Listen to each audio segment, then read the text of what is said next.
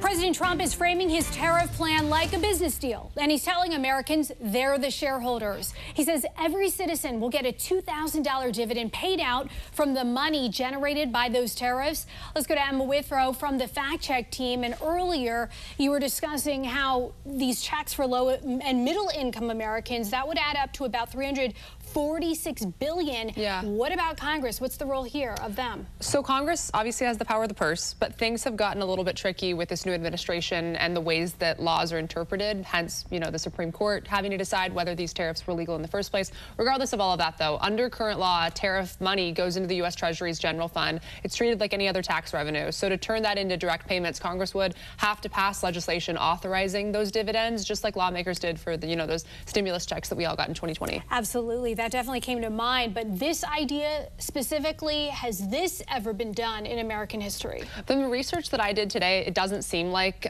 this specifically has been done, but there have been times that the feds returned money to the public, but it was always almost through Congress. So the closest parallels would be those COVID stimulus checks, also the tax rebates in 2001 and also 2008, those economic stimulus payments that happened. The only true dividend model in the U.S. exists actually at the state level in Alaska, where oil revenues from state-owned lands are invested and then paid out to residents through this Alaska Permanent Dividend Fund, which I thought was really interesting. That is an interesting potential connection. We'll see how far this goes. Emma, thank you so much. And for more on this Fact Check team topic, including links to their sources, scan the QR code or visit thenationaldesk.com.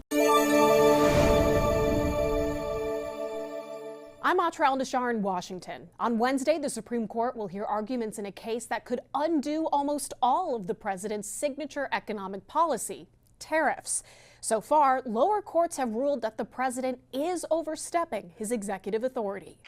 In his second term, President Trump has not shied away from testing the bounds of executive authority. In fact, virtually his entire economic agenda depends on it. Starting tomorrow, the United States will implement reciprocal tariffs on other nations. Those global tariffs followed earlier tariffs Trump placed on goods from China, Canada, and Mexico to address the flow of fentanyl into the U.S. Since the Constitution gives Congress, not the president, authority to impose duties, Trump is leaning on a 1977 law called the International Emergency Economic Powers Act, or IEPA. IEPA does not mention tariffs as an option, and Trump is the first president to try it. On Wednesday, the White House will argue to the Supreme Court that tariffs are necessary to address two emergencies: the deadly fentanyl crisis and trade deficits they say brought the United States to the brink of catastrophic decline and dependency on geopolitical adversaries. One person shouldn't have unilateral, unlimited tariff power. Jeffrey Schwab is the director of litigation at the Liberty Justice Center, which filed the lawsuit challenging Trump's tariffs on behalf of 5 small businesses. They say business planning has become a nightmare for petitioners and other American companies. Schwab says Trump has undermined his own claim that a trade emergency requires the use of reciprocal tariffs, which he reduced and delayed by months on more than one occasion. If they were so important that he needed to do them immediately,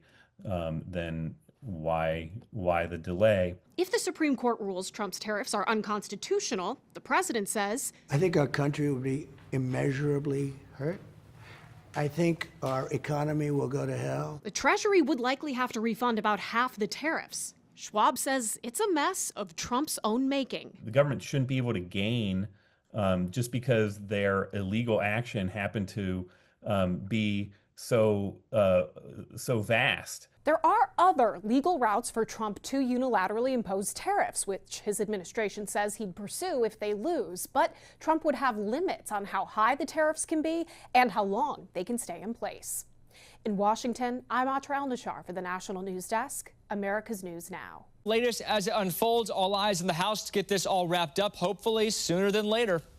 With an end in sight for the shutdown, President Trump also hoping to avoid any more roadblocks for his economic agenda. He did warn the U.S. could face an economic disaster if the Supreme Court rules against his trade policy, because the Treasury would have to pay back trillions of dollars in tariffs that it's already collected. In a post online overnight, Trump wrote, the unwind in the event of a negative decision on tariffs would be including investments made, to be made, and return of funds in excess of $3 trillion. It would not be possible to ever make up for that kind of a drubbing, devastating to the future of our country. Following some news out of the Supreme Court, where one of the president's most important pillars of his second term is being discussed. The court will decide the fate of Trump's power to impose worldwide tariffs. Experts say the stakes of this case are very big, both politically and financially. So far, 3 lower courts have called Trump's tariffs illegal and overstepping Congress, who normally has the ability to enforce them. But the president has argued he has the power to do that without congressional authority by declaring a national emergency under the 1977 International Economic Powers Act. The president says the majority of his second-term agenda could be derailed if things don't move forward the way he has planned it to. In a post on Truth Social in the past 24 hours, he's been pretty frank about this. We'll show you the post now. He says this is a life-and-death situation for the country. He goes on to say that without it, we are virtually defenseless against other countries who have for years taken advantage of us. He also went on to talk about the stock market. Recently, the High Court has handed the Trump administration some pretty big wins, including presidential immunity, limiting nationwide injunctions, and immigration policies as well. Certainly tracking what happens at the Supreme Court. We'll have the very latest for you this afternoon and anytime on our website, thenationaldesk.com. While defending his tariffs in a post on Truth Social, President Trump said he planned on giving all American citizens, aside from high-income earners, a dividend. Let's go to Emma Withrow from the Fact Check team. Any indication who specifically would qualify for these bonuses? So there hasn't been like an official plan released or anything. All we've seen was that one post from Truth Social from President Trump. And we don't really know who he considers to be high income. But what we do know is that he plans to use money generated by the tariffs to dish out these bonus checks, or as he's calling them, dividends. And he said the checks would be about $2,000 a pop. Also, Treasury Secretary Scott Bessent told Fox News that the dividend could come in lots of different forms, lots of different ways. So maybe we could even see certain tax cuts, but there's also the possibility they could be like that stimulus check that we saw. Still remains to be seen, but yeah, that definitely came to mind. When we're looking at whether these tariffs have generated enough revenue to pay for all of these dividends, what is the outlook? So at this point, it doesn't look like they would have the money or the means to do that right now, but potentially in the near future. So according to the Committee for a Responsible Budget, the tariffs generated around $195 billion in fiscal year 2025. And according to the U.S. Census, around 173 million Americans made less than $100,000 in 2023. So that would add up to about $346 billion if they were to cut, those $2,000 checks for each of those people. However, the Tax Foundation predicts that the tariffs are going to generate around $1.8 trillion over the next 10 years. So in the future, it seems like there would be enough to cover those $2,000 dividends that Trump is suggesting. We're just going to have to wait and see how it all plays out, especially with the Supreme Court. Absolutely. That's a good point. Emma, thank you so much. A little later on, Emma will be back to dig into the legality of dividends being distributed to the American people and whether it's ever been done before.